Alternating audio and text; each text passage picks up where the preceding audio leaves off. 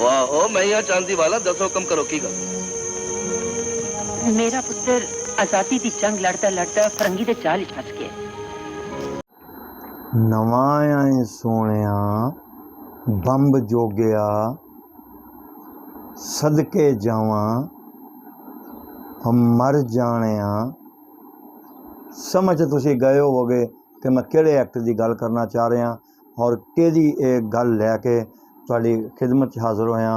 ये सीन ये चीज़ जिहड़ा लैके आया वां ये तुहानूं दसना चाह रहा दिखाना चाह रहा हाँ जी। ये सीन की सी ये की हो रहा वो किहड़ा एक्टर सी। लो जी अस्सलाम वालेकुम तुसी वेख रहे हो ज़फ़र भाई ऑफिशियल चैनल। आप उस चैनल के जरिए इस चैनल के जरिए आप एक नवा शार्ट लैके आए हैं जिस शार्ट विच मैं तुहानूं ये दसना वा ते दिखाउणा वा नाल क्योंकि आप थोड़ी जी कहानी तो लाजमी नाल करते हैं ना। कहानी अपनी ये हैगी आ कि मुस्तफा कुरैशी साहब जिन्हें मुख्तलिफ किस्म के डायलॉग बोल के ते बहुत शोहरत कमाई। मकसद ये और हर फिल्म के अंदर उन्होंने एक मखसूस डायलॉग दिता जाता सी जिहड़ा बार बार गल दे नाल ना वो डायलॉग अदा करदा सी। हालांकि ये शायद दूसरे किसी नूं ना ये सूट नहीं किया। हालांकि सुल्तान राही साहब जिहड़े समझ लवो कि फिल्म इंडस्ट्री के बेताज बादशाह सी उन्होंने भी कभी कोई डायलॉग नहीं दिता गया भी वो बार बार अपनी ना कहानी के उत्ते ते एक डायलॉग बोलन। लेकिन क्योंकि ये सूट ही जिहड़ा ना ये किसी एक बंदे ते करदा सी और जिहदा नाम मुस्तफा कुरैशी साहब। मुस्तफा कुरैशी साहब अज भी हयात आ शायद कराची रह रहे आ।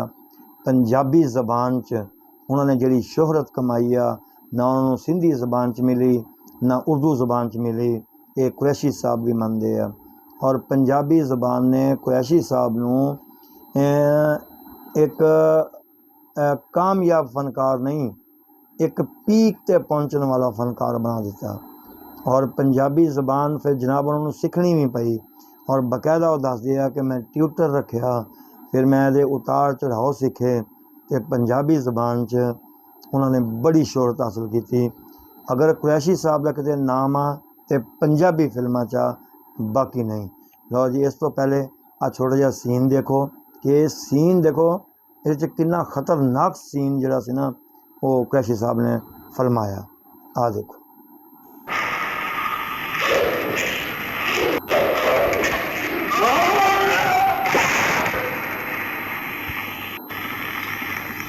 चेहरा देखो चेहरा देखो कितना खतरनाक दिखा रहा है।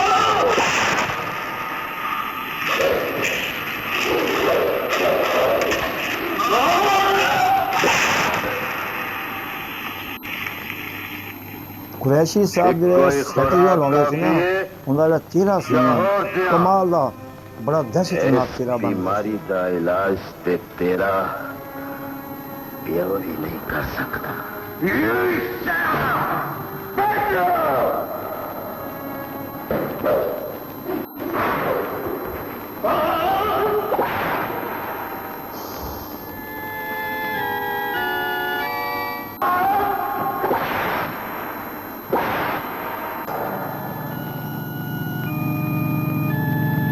हाँ जी दसो जनाब ये सीन तुहानू कैसा लगा और ये केड़ी फिल्म का सीन हो सकता वा दसोगे तो पता लगेगा कि चंद वीडियो च मैं देख रहा वां तुसीं हुण शार्ट देख नहीं रहे। मैनू बड़ी मेहनत करनी पैंदी है यार। शार्ट देखा करो मैनू राय दिया करो कमेंट्स दसिया करो केड़ी फिल्म आ और तुहाडा भी नॉलेज जिहड़ा वा तजर्बा वा उहदी वजह तो मैनू भी फायदा हुंदा। ये ना कहो कि मैं ही जानना सब कुछ। मैं तो हिस्ट्रियाँ पढ़दा ना तुहाडे कोल बड़ा नॉलेज आ बड़ा तजर्बा वा ज़्यादा चलो अपनी गपशप होंदी रहेगी इंशाअल्लाह। लो जी राही साहब जिहड़े ना अपना राही साहब जिहड़े सी उन्होंने डायलॉग जिहड़े सी ना वो नहीं सी इन्ने हुंदे भी यानी कि गल गल दे उत्ते डायलॉग बोलना हुंदे सी कदी कदी जिवें मौला जट विच राही साहब ने कहा गया वा कि मौले नूं मौला ना मारे तो मौला नहीं मरदा किते किते कहा गया। लेकिन कुरैशी साहब जिहड़े सी ना उन्होंने उत्ते ते गल गल दे नाल डायलॉग हुंदा सी ना वो जिहड़ा वो दोहराउणा सी उन्होंने बार बार। मकसद ये जिवें एक फिल्म सी मौला जट ਉਹ 'ਚ ਕਿਹਾ ਗਿਆ ਨਵਾਂ ਆਇਆ ਸੋਹਣਿਆ, ਤੇ ਦੂਸਰੀ ਫਿਲਮ ਜਿਹੜੀ ਮੌਲਾ ਟੈਨ ਲੰਦਨ ਸੀ ਉਹ 'ਚ ਕਿਹਾ ਗਿਆ ਸਦਕੇ ਜਾਵਾਂ।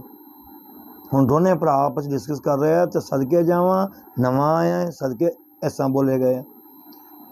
ਔਰ ਸੱਚੀ ਗੱਲ ਇਹ ਆ ਕਿ ਕੁਰੈਸ਼ੀ ਸਾਹਿਬ ਜਿਹੜੇ ਨਾ ਬਹੁਤ ਗ੍ਰੇਟ ਐਕਟਰ ਹੈਗੇ ਆ, ਔਰ ਗ੍ਰੇਟ ਇਨਸਾਨ ਵੀ ਹੈਗੇ ਆ, ਬਹੁਤ ਨਾਈਸ ਆਦਮੀ ਆ। ਇੱਕ ਯੂਸਫ ਖਾਨ ਤੇ ਆਪਣਾ ਮੁਸਤਫਾ ਕੁਰੈਸ਼ੀ ਦਾ ਵਾਕਿਆ ਗਾ, ਉਹ ਵੀ ਮੈਂ ਤੁਹਾਨੂੰ ਕਿਸ ਟਾਈਮ ਇਨਸ਼ਾਅੱਲਾ ਸੁਣਾਵਾਂਗਾ। ਤੁਸੀਂ ਕਮੈਂਟਸ ਕਰਕੇ ਦੱਸਣਾ ਕਿ ਮੈਂ ਉਹ ਵਾਕਿਆ ਤੁਹਾਨੂੰ ਸੁਣਾਵਾਂ, ਤੇ ਇਨਸ਼ਾਅੱਲਾ ਮੈਂ ਲੈ ਕੇ ਆਵਾਂਗਾ। ਲਓ ਜੀ, ਇਹਦਾ ਸ਼ਾਰਟ ਸੀ ਨਾ, ਇਹ ਸ਼ਾਰਟ ਤੁਸੀਂ ਮੈਨੂੰ ਦੱਸਣਾ ਕਿ ਤੁਹਾਨੂੰ ਕੈਸਾ ਲੱਗਾ।